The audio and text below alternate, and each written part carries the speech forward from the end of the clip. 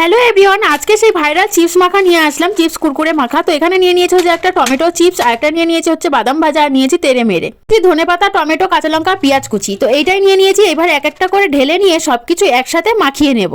সবগুলো তো কেটে কুচি কুচি করে নিয়েছি। এবার যেটা না দিলে অসম্পূর্ণ, চাট করতে গেলে সেটা হচ্ছে পাতিল লেবু। আর এইদিকে আমি কাগজে লেবু নিয়েছি, পাতি লেবু পাইনি। এই যে আমার রেডি হয়ে গেছে, এবার শুধু মাখানোর পালা।